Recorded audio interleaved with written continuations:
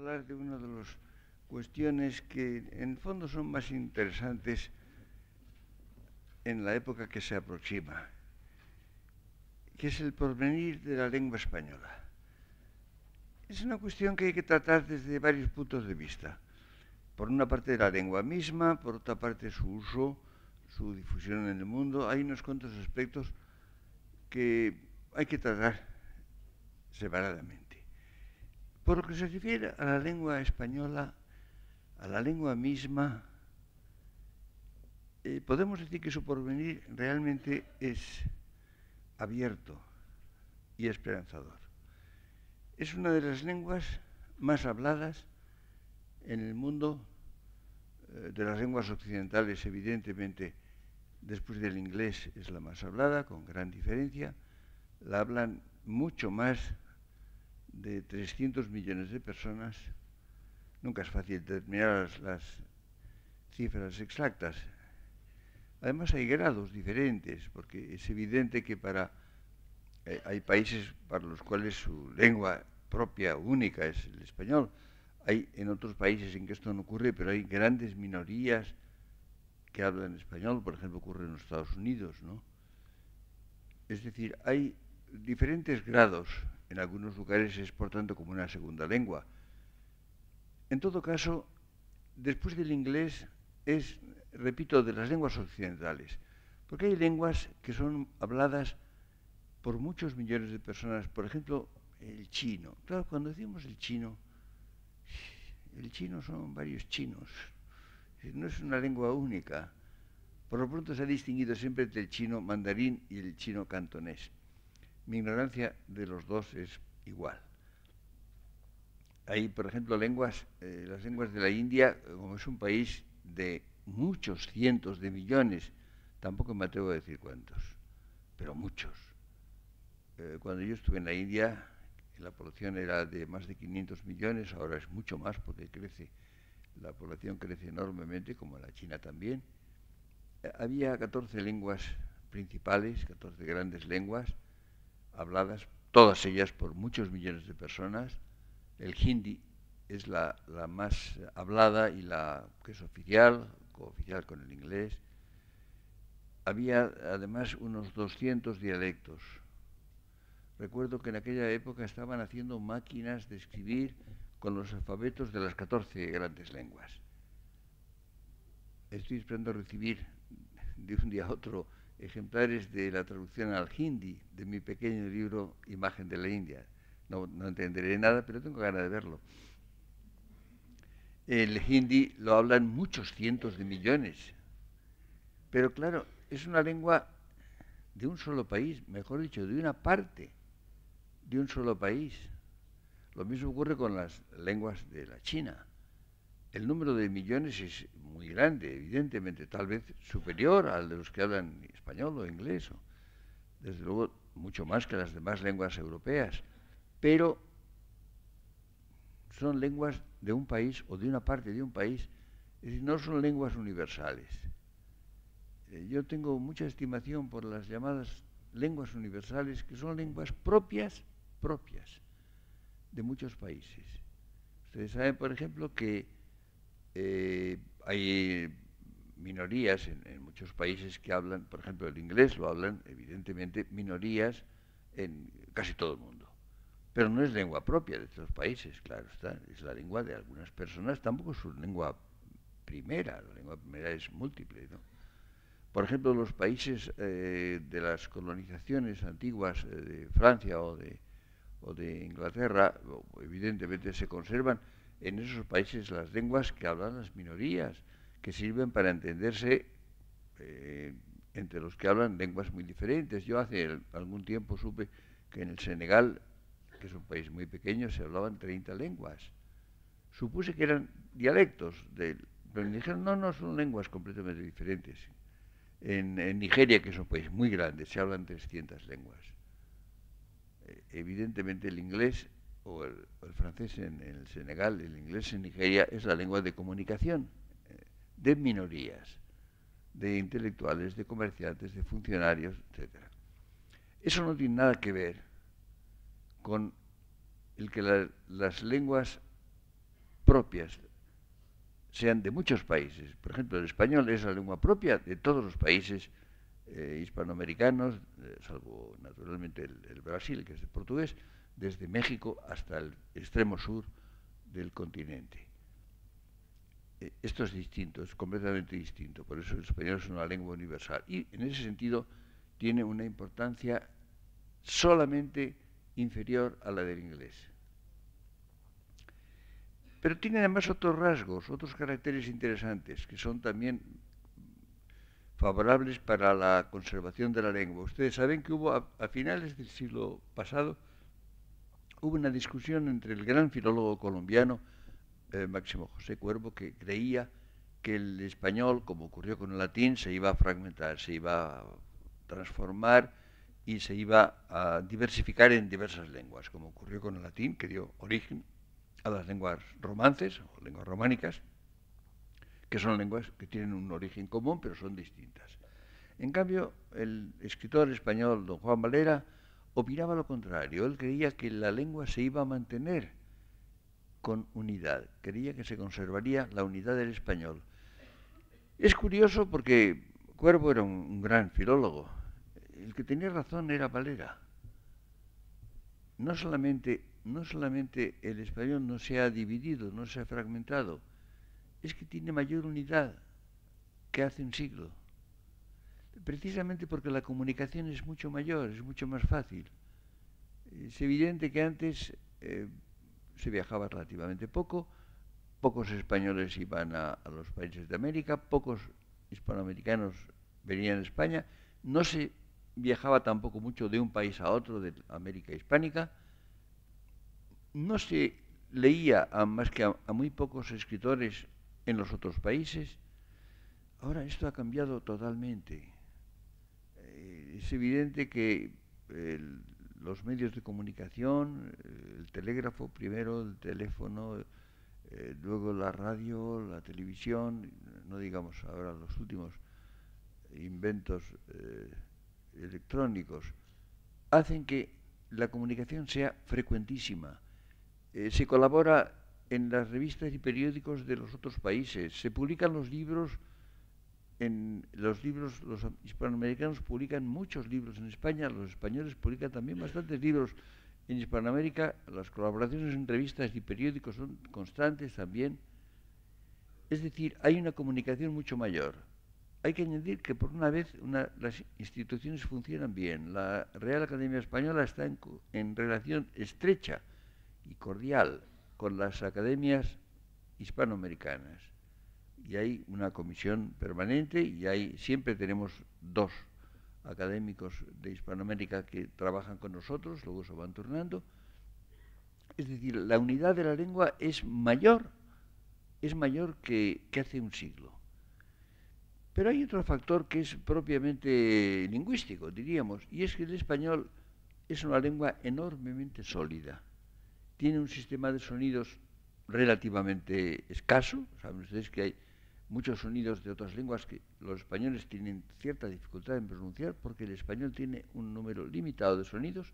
Son sonidos muy estables. Hay un sistema vocálico español, muy pocas vocales, muy sólidas, y por tanto no es fácil que se produzcan diferencias de pronunciación notables, salvo formas muy extremas, en general muy primitivas. Los hispanohablantes se entienden perfectamente en cualquier parte. Ustedes habrán visto, por ejemplo, cómo aparecen a veces en la televisión, aparecen personas hispanoamericanas, a veces son vestidos, son indios incluso, a veces son de un nivel económico y social inferior, y sin embargo hablan a veces sorprendentemente bien. A veces nos sorprende la corrección de su fonética y de su gramática, ¿no? Es decir, es una lengua muy resistente. Ustedes saben que en otras lenguas, por ejemplo, la fonética puede cambiar bastante. Es muy frecuente en inglés y en otras lenguas, pero en inglés sobre todo, cuando alguien dice una palabra que no es muy familiar o un nombre propio, se pregunta, how do you spell it? Es decir, ¿cómo lo deletrea? ¿Cómo se escribe? Y entonces se dicen las letras, los nombres de las letras, lo cual hace, por ejemplo, que sea a veces difícil en los nombres extranjeros. Por ejemplo, los Estados Unidos están llenos de personas de origen extranjero que tienen nombres que no son nada fáciles de retener para un americano. Yo recuerdo la primera vez que viví en los Estados Unidos, había un profesor que había sido ministro en Polonia y tenía un nombre, bueno, impronunciable. Creo que se llamaba Jędrzejewicz y le llamaban Mr. J, el señor J, para simplificar las cosas, ¿no? Y había un médico español que vivió muchos años en los Estados Unidos y que, por cierto, murió en España atropellado por un coche.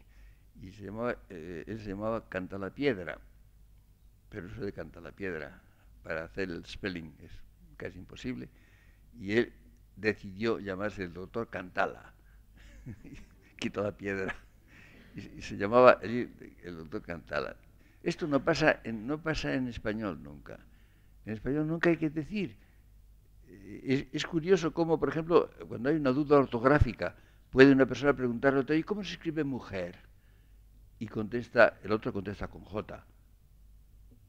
En otro país diría, ¿cómo con J? Entonces una J es mujer.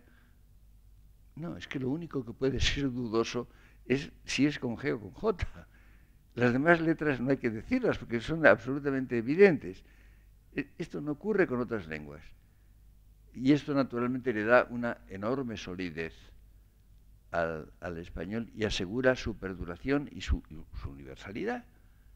De vez en cuando se encuentra uno en algún país de Hispanoamérica o en España, en algunas regiones, personas que tienen una pronunciación local muy fuerte, muy enérgica, y a veces no se entiende del todo bien, pero es muy excepcional y son personas que tienen una lengua, por supuesto, no escrita, una lengua puramente hablada, pero son excepciones. Los libros, si ustedes leen un libro de cualquier país, de lengua española, si no se trata de un libro muy local, por ejemplo, en que habla de pájaros o de plantas de un lugar determinado, ustedes pueden leer 200 páginas sin saber de qué país es el autor.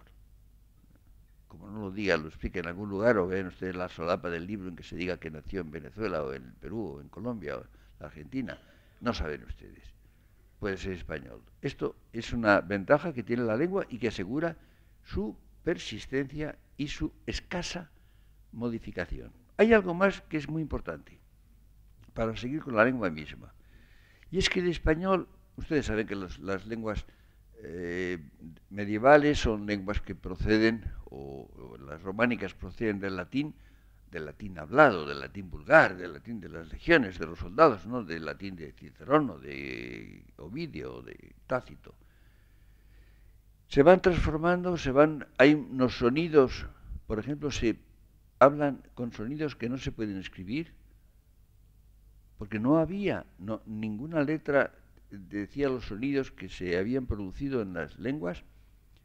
Esto es muy importante, por eso, por ejemplo, la poesía primitiva no se escribe, se dice, se canta, se recita, porque no se podía escribir. Incluso es interesantísimo, esto lo han descubierto unos cuantos investigadores, que las llamadas jarchas, los primeros poemas en que hay las muajajas, tienen una estrofa final en romance, y están escritos normalmente en caracteres hebreos o árabes, precisamente porque las lenguas semíticas tienen un sistema de vocalización muy deficiente. ¿No? En general no escriben los textos vocalizados, se hacen para aprender la lengua, pero normalmente no. Entonces, son lenguas muy fluctuantes. Entonces se podían escribir más o menos aproximadamente en caracteres hebreos o árabes, y no en caracteres latinos porque faltaban los sonidos correspondientes para expresar esto. Pero las lenguas se van fijando muy lentamente, al cabo de muchos siglos, se va fijando las formas lingüísticas, la fonética igualmente. Piensen ustedes, por ejemplo, que las vocales latinas, por ejemplo, la O o la A, en algunos casos se conservan como tales, o se hacen nasales, o diptongan. Por ejemplo, bonum, pues dará en portugués bom, y en italiano se dirá buono, y en francés se dice bon, y en español se dice bueno. y se fija muy pronto, se fija, por ejemplo, esa diptongación. El español fija las palabras, las formas verbales, por ejemplo, derivadas del latín, pero distintas, se fijan pronto. Y esto hace que los textos españoles sean inteligibles desde prontísimo. Ustedes piensen, por ejemplo, que con un poco de conocimiento lingüístico, muy poco, se puede leer hasta el poema del Cid. Cualquier hispanohablante medianamente cultivado puede leer, por ejemplo, al arcipreste de Ida o al conde Lucanor. No digamos las coplas de Jorge Manrique, que tienen más de medio milenio. Se podrían publicar en el periódico, las entiende todo el mundo, es español actual. El español actual no lo hubiera entendido Jorge Manrique. Esto es otra cosa. Pero nosotros sí, no hubiera entendido un periódico actual. Jorge Manrique, muchas cosas no las hubiera entendido. Pero nosotros entendemos perfectamente a Jorge Manrique, cosa que no ocurre con otras lenguas. Ustedes piensen lo que es el inglés o el francés o el alemán del siglo XIII, XIV, XV, incluso XVI, el toscano, lo que es luego el italiano culto, el italiano literario. El toscano también se fija muy pronto. El castellano y el toscano sí, se fijan desde muy pronto. Pero eso hace, claro, hace que la literatura en lengua española sea accesible casi en su totalidad. Es evidente que desde el siglo XV, absolutamente, pero incluso con un mínimo de conocimiento lingüístico desde los comienzos, desde el poema del Cid en adelante, lo cual hace que el tesoro literario disponible para el hispanohablante sea enorme. Ustedes saben, por ejemplo, que en otras lenguas, los clásicos, por ejemplo, los libros medievales o incluso del Renacimiento, no los puede leer más que personas realmente muy cultivadas, o bien se traducen a la lengua moderna, a la lengua actual, cosa que no es necesaria en español. Como ven ustedes, por tanto, hay un número inmenso de hispanohablantes, pero por otra parte es una lengua muy resistente, en cierto modo por su simplicidad fonética y con un enorme espesor accesible, inteligible, perfectamente para los que hablan español en la actualidad. Como ven ustedes, esto, diríamos, asegura la perduración del español. Es evidente que hasta donde podemos predecir, no solamente el siglo XXI, que está acercándose, sino probablemente varios siglos más, se va a hablar un español que naturalmente se modifica, que se transforma, las lenguas son vivas y se van transformando, pero sigue siendo el español y será inteligible el español nuestro, el español actual será inteligible seguramente dentro de varios siglos. Y nosotros podríamos entender si leyéramos el español que se escribirá del siglo XXII o XXIII, es completamente seguro. Por tanto, en ese sentido, no hay que tener preocupación por la lengua. Hay incluso ciertos caracteres que a mí me parecen interesantes.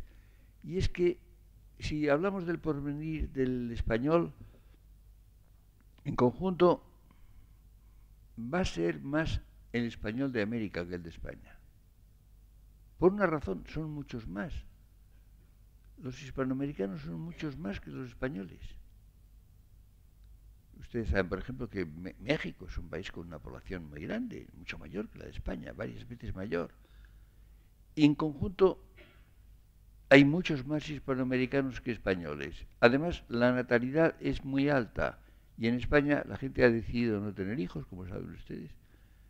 Y por tanto va a haber cada vez menos españoles, o se va a conservar el número justo y cada vez más viejos.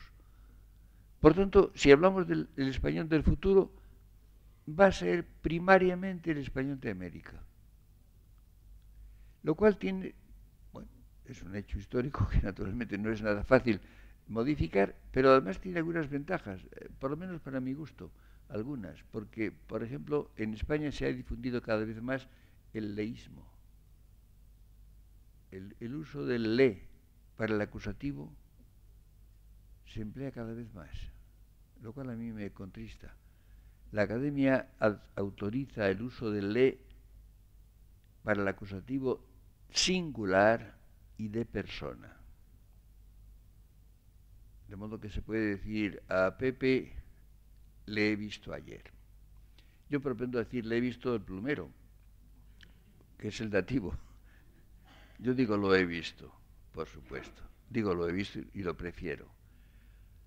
En Hispanoamérica, la variedad española la variedad americana del español es más bien la variedad andaluza. La inmigración fue primariamente andaluza y extremeña, con otros más, pero un predominio. Y el español de América tiene más que ver con la variedad andaluza, la que representa, por ejemplo, Nebrija, frente a Valdés, si quieren ustedes. Y los andaluces normalmente son loístas. En Andalucía el leísmo es muy escaso. Entonces, en América, además les molesta el leísmo. El leísmo de la gran parte de España les molesta en general a los hispanoamericanos. Con lo cual, en España, evidentemente tengo poca esperanza. En España veo que el leísmo se difunde cada vez más, en gran parte por la televisión. Pero en conjunto, si tomamos el español en conjunto, pues creo que va a triunfar el loísmo. Va a haber más loísmo que leísmo en el conjunto del español en el siglo XXI. Lo cual a mí personalmente me complace, aunque no vamos a hacer una cuestión de honor de esto. Es evidente que lo que pasa es que lo que la Academia autoriza, el acusativo de persona y singular, como le, luego de hecho se usa en el plural también. Se dice les he visto, o se dice, en fin, cualquier cosa. Y además no solamente esto, sino que se emplea también para cosas. Dice, este libro le compré en Barcelona, lo cual es bastante disparatado, ¿no? Y desde luego, desde el punto de vista de la academia, incorrecto. Como ven ustedes, pero en fin, son menudas cosas, son pequeñas cuestiones muy secundarias dentro del torso, diríamos, sólido, inconmovible del español. Dirán ustedes, entonces podemos estar tranquilos. Pues tampoco tanto. Porque hay peligros, hay muchas amenazas que tiene el español. Una de ellas, que no es tan grave como se piensa a veces, es la presencia de extranjerismos en español. Eso ha ocurrido siempre. Las lenguas viven en convivencia. Las lenguas se influyen unas a otras. Es evidente que, por ejemplo, durante mucho tiempo ha habido muchos italianismos en todas las lenguas. Ha habido después, en el siglo XVI y comienzos del XVII, muchos hispanismos. El español se leía enormemente. Cervantes dice en el Persiles que en Francia, que en todas las gentes cultivadas había en español, y ha habido mucha penetración del español. El francés ha tenido una invasión en todas las lenguas y todas las lenguas europeas están llenas de galicismos. Después ha sido el inglés, y es el inglés ahora el que penetra en todas partes y todas las lenguas están llenas de anglicismos. Lo cual, evidentemente, es grave, es un problema bastante serio, no tanto como se piensa, porque una de dos, las palabras que se introducen se aclimatan. Hay muchas palabras que son galicismos o italianismos o anglicismos y no lo sabemos, no nos damos cuenta y las usamos como palabras total y absolutamente españolas. Hay otras que no lo son tanto o son difícilmente asimilables. Muchas de ellas, por ejemplo, términos técnicos. Actualmente hay cantidad de términos técnicos que se introducen porque se crean constantemente. Entonces, ¿qué pasa con ellas? En general, muchas son fugaces. Muchas pasan pronto. Yo me acuerdo cuando yo ingresé en la academia, leí el discurso de ingreso del año 65, hace ya mucho tiempo. Me acuerdo, yo comentaba esto y decía, por ejemplo, que mientras se estaba discutiendo sobre si había que decir nylon o nylon o nylon, no tenía importancia, porque al cabo de poco tiempo había otra fibra, y ya no se empleaba la palabra, porque no se empleaba la fibra. Ya no se habla de esto. Me acuerdo que muy pronto se hablaba del dacron o dacron. Tampoco se habla del dacron. Yo qué sé. De modo que hay palabras que son fugaces, que pasan por la lengua, la cruzan un tiempo, se usan a veces no son palabras. Fíjense ustedes, por ejemplo, que hay muchas palabras que se usan en todas las lenguas y que no son palabras. Ni siquiera son palabras inglesas. Son siglas. Son iniciales de palabras.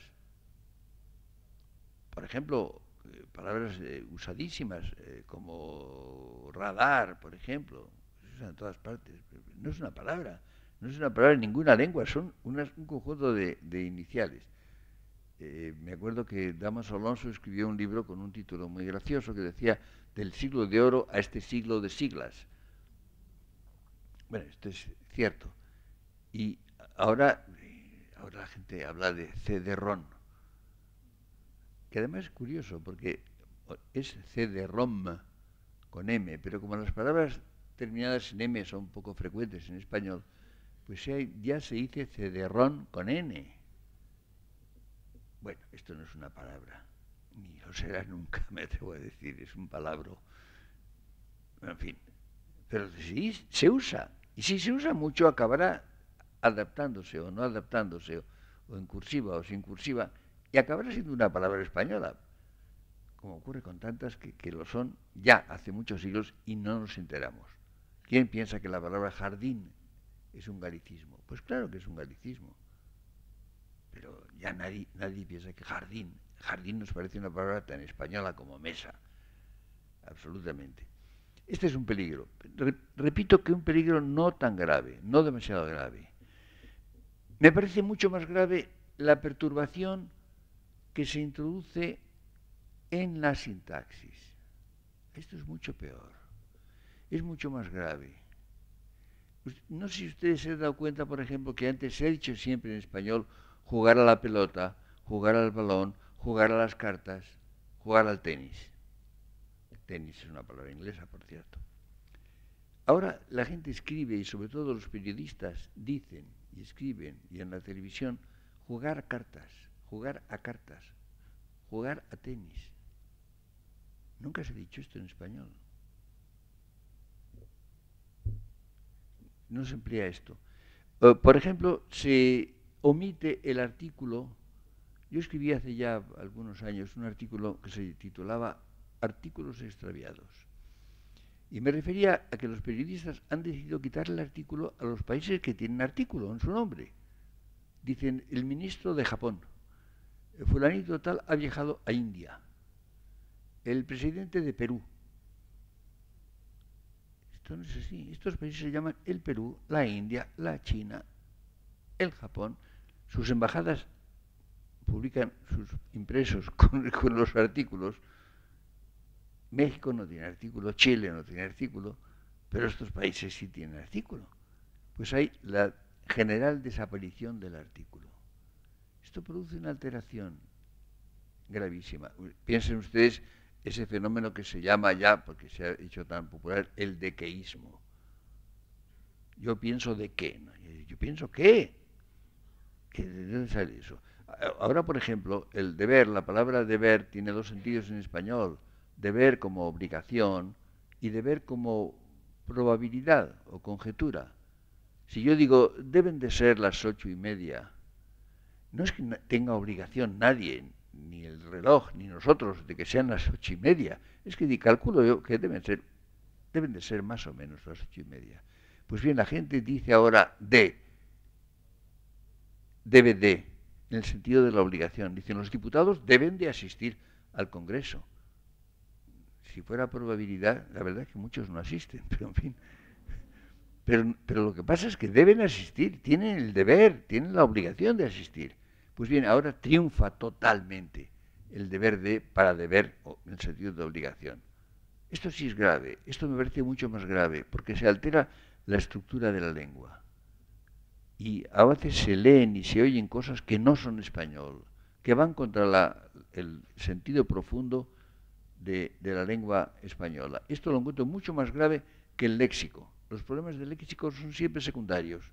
Son veniales o desaparecen con el tiempo o se produce una asimilación y una absorción, diríamos, una españolización de la palabra, aunque sea de un origen completamente distinto, ¿no? Ustedes piensen, por ejemplo, todo el mundo habla de un meeting, el meeting. Meeting es el inglés meeting, escrito M-E-E-T-I-N-G, que es la reunión. Pero claro, evidentemente, al principio yo me acuerdo, cuando yo era muy joven, alguna vez lo he sido, se escribía muchas veces meeting, escrito como en inglés. Pero a fuerza de haber mítines, pues evidentemente ya nadie dice esa forma y se dice meeting. Y meeting es una palabra española. ¿Qué le vamos a hacer? Y no pasa nada. ¿Comprenden ustedes los peligros? Yo me acuerdo, hace un tiempo, un académico que estuvo con nosotros de un país de Hispanoamérica, concretamente era del Paraguay, y nos sometió una lista de palabras que decía paraguayismos en español. Y yo la leí con atención, pensé que eran palabras propias del Paraguay, eran las palabras más corrientes que se usan en todas partes, en España y en toda América. Incluso había una tan española o tan paraguaya como lockout. Entonces venía como un paraguayismo en español. Bueno, esto, como ven ustedes, es relativamente venial. Lo que afecta a la estructura de la lengua, a la construcción, es mucho más grave. Y eso sí que es un peligro que nos amenaza y creo que sería muy importante procurar poner coto a esto, porque eso sí altera la lengua, altera el espíritu de la lengua y hace que nos sintamos incómodos en nuestra propia lengua. Incluso está ocurriendo, en cierto modo, con la fonética. La fonética también está experimentando ciertas oscilaciones. Ustedes saben, por ejemplo, que hay un fenómeno que es el seseo. El seseo es muy generalizado, evidentemente. El seseo, que es propio de algunas regiones españolas y de la mayor parte, no la totalidad, la mayor parte de América, y por tanto mucha gente pues no pronuncia el sonido C, Z, pronuncia con seseo. Hay otra gente, en cambio, que es ceceante, es decir, que pronuncia la S como Z. Esto es un hecho histórico, es un hecho lingüístico, es el uso y tampoco se puede luchar contra ello, ni hay por qué luchar. Es decir, si hay países seseantes y bueno, hablan hay, por ejemplo, un sonido que está en regresión en España, incluso en España, evidentemente, que es el sonido de la elle, calle, Castilla. En algunas regiones se conservaba siempre, ¿no? Ahora se está perdiendo. Incluso en Castilla la Vieja, que era yeísta, que pronunciaba la elle, cada vez se pronuncia menos. Creo que es la influencia de los medios de comunicación, de la radio, de la televisión, en que casi nadie la pronuncia bien. Entonces se identifica con el sonido de la Y, de la Y. Lo cual hay palabras equívocas, hay muchas palabras que se confunden, pero en todo caso, a mí me parece un sonido de los no muchos que tiene el español, un noble sonido muy expresivo. Yo siento que se pierda, pero se está perdiendo. Esto es bastante notable. Es curioso que se conserva en los países en que se habla catalán, porque en catalán sí, en catalán la ella está muy viva y por tanto los catalanes o valencianos también, hablando en catalán o valenciano o hablando en español, usan la ella. Y es curioso que va a tener casi un refugio en las regiones en que hay otra lengua regional o que incluso que se usa secundariamente el español. Pero se está perdiendo. Por ejemplo, regiones que eran muy firmes de la pronunciación con la elle, como Aragón o Castilla la Vieja, se está relajando y se está disminuyendo bastante el número de personas que la pronuncian bien. Ven ustedes, pero todo esto es importante, son peligros evidentes que tiene nuestra lengua, pero evidentemente no son graves y no afectan al torso general de esa lengua tan sólida y tan estable. Hay otro aspecto que sí me parece peligroso, que es la tendencia, la preferencia muy marcada a los registros inferiores de la lengua. Voy a explicar en 2 palabras lo que quiero decir con esto. Las lenguas tienen varios registros. Hay un registro popular, hay un registro coloquial, hay un registro de la conversación, del uso de la conversación media, cultivada, hay un uso técnico o muy culto o solemne. Ustedes piensen, por ejemplo, cómo se habla de la muerte. Una persona muere, ¿no? Normalmente se pelea para la muerte. Se ha muerto fulano, decimos, ¿no? Es la palabra usual. Pero, si ustedes leen las esquelas, yo las suelo leer, a ver si está la mía por casualidad. Las suelo leer. Se ve, hay sorpresas, a veces hay cosas muy curiosas, algunas divertidas, a pesar de tratarse de esquelas. Pero, en fin. Pero en general, las esquelas dicen, el señor tal falleció. La palabra falleció no se emplea en la lengua coloquial. Si ustedes están leyendo el periódico enfrente de otra persona en el desayuno, no se les ocurre decir, hoy, ¿sabes? Ha fallecido fulano. Dirán ustedes, se ha muerto fulano. Nadie dirá a la persona que está enfrente desayunando, ha fallecido fulano. La esquela lo dice y acaban de leer. Pero si es una persona a la cual no le tienen simpatía a ustedes, o tienen demasiada confianza, a lo mejor dicen, ¿sabes? Ha espichado a fulano, o la ha diñado, o has tirado la pata. En cada lengua hay ciertos modismos. Yo recuerdo, por ejemplo, había una película que muchos de ustedes habrán visto, que se titulaba Este es un mundo loco, loco, loco, me acuerdo. Yo vi un gángster, bueno, que caía y se mataba, no sé qué pasaba. Y me acuerdo que era un accidente de automóvil y daba un puntapié, estiraba la pata, en español coloquial, y le daba a un cubo. Y el cubo se caía. Esto era digamos, un chiste inglés. Estirar la pata o diñarla, en inglés es to kick the bucket, literalmente darle un puntapié al cubo. Y eso le hacía gracia al espectador de lengua inglesa, porque el gángster aquel al morir le daba una patada al cubo y lo tiraba. Pero claro, el espectador español no entendía nada, ni veía por qué se caía el cubo, ni hubiera entendido el juego de palabras que se hacía con esto. ¿Comprenden ustedes? Pero claro está, si ustedes van a un funeral, estoy seguro de que ningún sacerdote dirá, cuando el señor tal la diñó, no, no. Evidentemente, bueno, a eso llamo registros del lenguaje. El lenguaje tiene varios registros, desde los registros burlescos, o incluso groseros, a los registros normales de la conversación habitual, o de la literatura. La lengua escrita no es exactamente la lengua hablada, o el estilo solemne, por ejemplo. El estilo del funeral puede ser solemne, o el estilo de la esquela, que es una convención, se dice falleció, por ejemplo. Pues bien, se está produciendo en español un predominio de los registros bajos de la lengua. Si ustedes, por ejemplo, ponen la televisión o van a ver una película, normalmente van ustedes a oír los giros más groseros, más soeces de la lengua constantemente y casi exclusivamente. Así no se habla, realmente, no se habla así. Hablan algunas personas en algunas situaciones, claro, pero no se habla así, no es la lengua normal, no es la lengua que hablamos.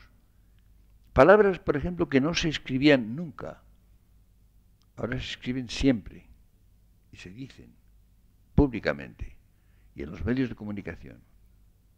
Es decir, hay una preferencia por lo grosero, por lo soez, por lo chabacano, con lo cual se rebaja automáticamente el nivel de la lengua. Esto es gravísimo. Esto ha ocurrido en todas las lenguas, es un fenómeno general, ¿no? Todas las lenguas que yo conozco tienen ese fenómeno. Yo creo que en la literatura empezó con Louis Ferdinand Céline en el año 32, publicó una novela que fue muy famosa, Voyage au bout de la nuit, y ahí entraba la lengua, esa lengua que evidentemente no se escribía y no se decía mucho tampoco, apareció con un estilo literario. Eso después lo han hecho otros muchos, en cierto modo que no, por supuesto Sartre y tantos más. Y en España ha ocurrido lo mismo, los imitadores lo han hecho enormemente. Yo creo personalmente que eso es un lastre que va a gravitar sobre mucha obra literaria actual y que va a hacer que dentro de poco eso pese, no tenga ninguna gracia, no se le encuentre ninguna gracia y más bien desagrade. Bien, esto allá los autores, que hagan el uso que quieran de la lengua. Lo hacen a sus expensas. Pero el hecho es que se está produciendo una degradación de la lengua muy generalizada, porque claro, la influencia de los medios de comunicación es enorme, es poderosísima, no hay que insistir en ello constantemente. Y entonces se difunde. Y entonces lo que en otro tiempo parecía muy excepcional, que podía justificarse en alguna ocasión, en alguna circunstancia especial, se podía explicar una frase grosera, un taco, la palabrota, como se decía también, ¿no? Eso, como uso normal y corriente, se produce primero una degradación del valor expresivo de la palabra, que ya no quiere decir nada. Pero eso pesa sobre la lengua y baja su nivel enormemente, y es una amenaza sumamente grave. Y es muy frecuente ahora que se hable mal, que se escriba mal. Claro, las grandes lenguas son grandes lenguas porque han tenido grandes escritores. Es evidente. Yo di hace un par de años o 3 años, en la inauguración de las academias, se celebró en la Academia Española y me pidieron que diera la conferencia inaugural, y la di yo, y hablé de la literatura como creación de lengua. Es que la literatura crea lengua. La lengua se crea de muchas maneras. La lengua se crea hablando, se crea con el uso oral, pero se crea también en la literatura. La literatura crea palabras y crea formas de expresión, giros. Y yo lo mostraba con bastantes ejemplos y con bastantes detalle, ¿no? Pues bien, si la literatura, lejos de ser un tirón hacia arriba, un estímulo para la perfección de la lengua, y hace que se hable, que la lengua incluso hablada, la lengua coloquial, sea superior, más rica, más compleja, porque uno de los efectos inmediatos que tiene esta tendencia es la simplificación.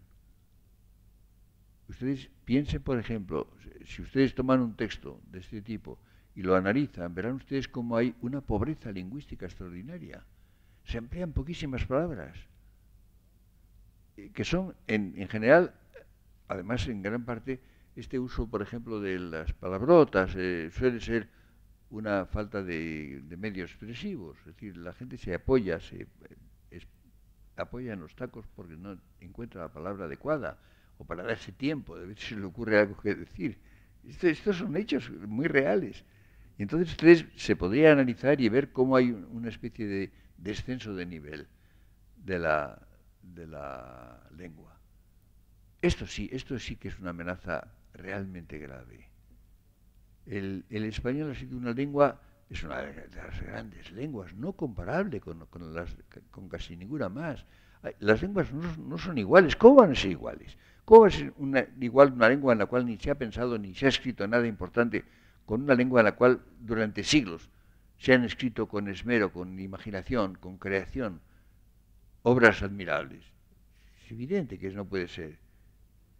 En muchas lenguas, la idea de que en todas las lenguas se puede decir todo es falsa, es absolutamente falsa. Traduzcan ustedes la crítica de la razón pura a muchísimas lenguas de las miles que se usan en el mundo. Pues no se puede. Hay lenguas que se han escrito y se han usado literariamente algún tiempo, luego se han interrumpido, no se ha escrito en ellas. Hay unas cuantas lenguas europeas en las cuales se lleva escribiendo 1 milenio aproximadamente, y con gran calidad. Por eso son lenguas espléndidas, lenguas expresivas, lenguas capaces de decir todo lo que hay que decir. Incluso las lenguas admiten una creación reciente, incluso.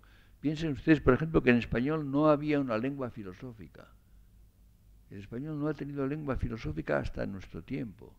¿Por qué? Pues porque la poca filosofía que se ha hecho en España, que no ha sido mucha, se hacía en latín. Y cuando en el siglo XVIII y el XIX se empieza a hacer algún pensamiento filosófico en español, no es creador. No es creador, es más bien receptivo de lo que se hacía en otras lenguas. A veces con gran servilismo. Por ejemplo, que diría yo, los gaussistas nos pusieron en contacto con el alemán y con la filosofía alemana, que fue un gran mérito que no se les puede regatear, pero no eran creadores y eran muy malos escritores. Escribían muy mal, escribían enrevesadamente, con servilismo, hacían adaptaciones del alemán. Es decir, y luego ya, pero se ha creado una lengua filosófica en español espléndida. Hoy se puede hacer filosofía en español también como en cualquier otra lengua, de las pocas en que se puede hacer. Por eso he dicho a veces que si no hacemos buena filosofía no tenemos perdón de Dios. Porque la lengua la tenemos, el instrumento lo tenemos. Y es transparente para todos nosotros. Pero hay algo más. Les hablaba de los registros de la lengua. En muchas lenguas hay dos lenguas distintas. La lengua hablada, la lengua coloquial y la lengua literaria. Por ejemplo, en francés, hasta les hablaba a ustedes de este cambio que se produce hace 60 o 70 años. Hasta entonces había una clara diferencia. Es decir, la lengua que hablaba la gente corriente y moliente, el taxista o el que estaba en cualquier profesión no cultivada en Francia, hablaba una lengua muy distinta de la lengua del escritor, de Valéry o de Gide o de Proust. Absolutamente. Pues bien, en español esto no existía. En español no había ese desnivel social. En inglés, como saben ustedes, la diferencia es sobre todo fonética. Es decir, las clases sociales se distinguen por su fonética. Ustedes han visto My Fair Lady, que es una obra evidentemente inspirada en la obra de Shaw, de Bernard Shaw. Bueno, esto es muy inglés, naturalmente. El profesor Higgins, ustedes recuerdan, puede distinguir de cualquier lugar de Inglaterra por la fonética. Y dentro de Londres, cada barrio, ¿no? Bueno, esto no, en español no tiene sentido. En español esto no ocurre. En español se puede distinguir de lugares, de clases sociales, de niveles culturales, por la estructura, por la gramática, por la sintaxis, por el modo de locución, no por la fonética. Esto no existe en español. Y en español la lengua viva es común. Es decir, el hombre más corriente de España entiende la lengua de los escritores más notables. Podrán no entender tal vez lo que dicen, podrán no entender los conceptos, pero la lengua es la misma. Y el escritor más refinado usa expresiones coloquiales, populares, modismos. Todo el mundo. Es decir, hay una lengua, una sola lengua. Y esto me parece maravilloso. Esto ha sido uno de los grandes rasgos capitales del español. Y uno de los peligros es que se esté perdiendo. Y que se esté perdiendo hacia abajo.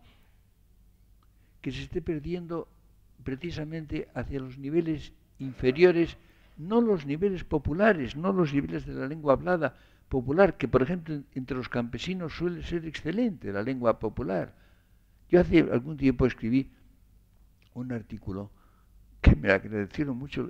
Hay un pueblecito en el norte de Madrid que se llama La Higuera, donde no he estado nunca.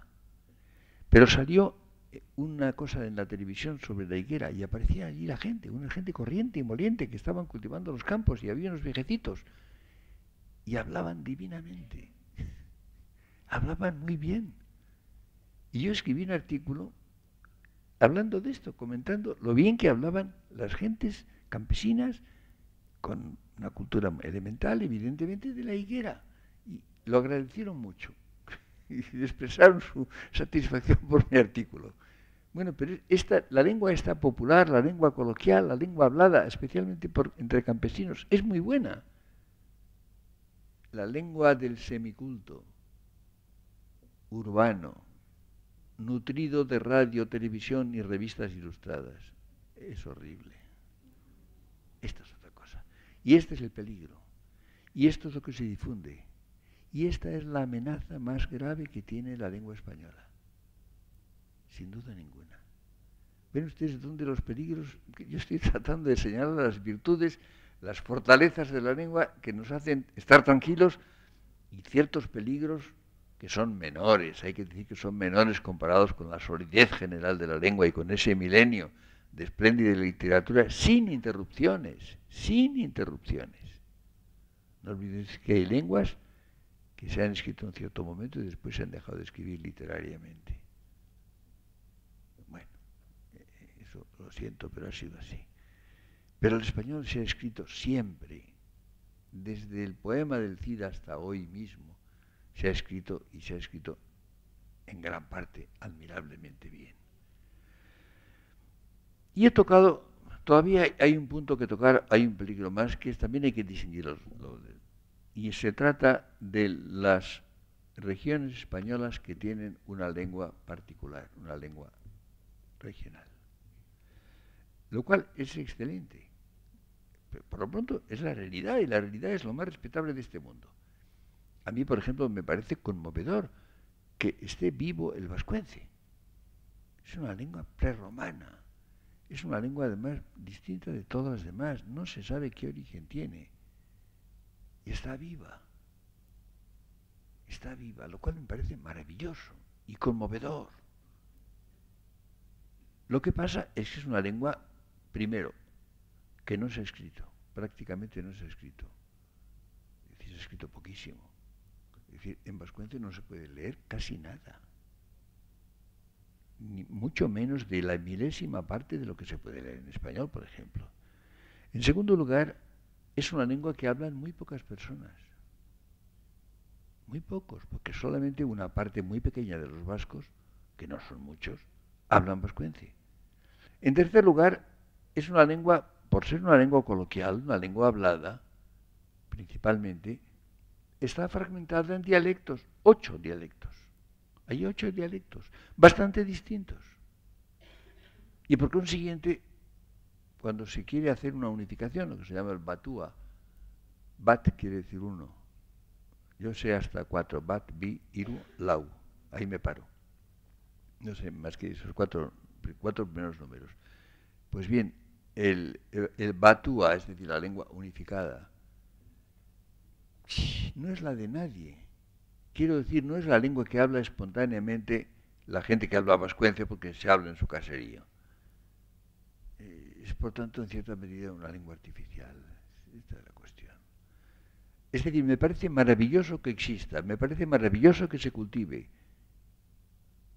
Lo que no me parece aceptable, me parece una locura, es que se cambie el español con todas sus condiciones y caracteres por una lengua tan particular, tan limitada, tan reducida. Esto es lo que no tiene sentido, ¿no? Y ocurre en grado menor, porque son más habladas las otras lenguas regionales en España. Ahora bien, el que se diga, como se dice a veces, la lengua propia de tal región es la lengua particular. Ah, no. Esas regiones tienen 2 lenguas propias, absolutamente propias. Esa lengua particular y la lengua común. El español no es que sea la lengua oficial, es lo de menos. Es la lengua común de los españoles. Mayans y Siscar, el gran escritor y lingüista valenciano del siglo XVII, decía: entiendo por lengua española aquella en la cual todos los españoles se entienden perfectamente. Es la definición que daba de lengua española. Y eso era verdad en 1737, que es cuando lo dijo, y ahora. Es la lengua en la cual todos los españoles se entienden perfectamente. Eso que tiene es la lengua común, que sea oficial o no oficial, además es secundario. Y además en muchos tiempos no ha habido lenguas oficiales, es un concepto relativamente reciente. Ahora bien, el hecho de que haya regiones en las cuales se rehúya el uso del español, o se lo desdeñe, se considere que la única lengua propia es la lengua regional. Bueno, esto no afecta al español. A la lengua española esto no le afecta nada. La deja indiferente. A quien afecta es a los habitantes de estas regiones. Ah, esto sí.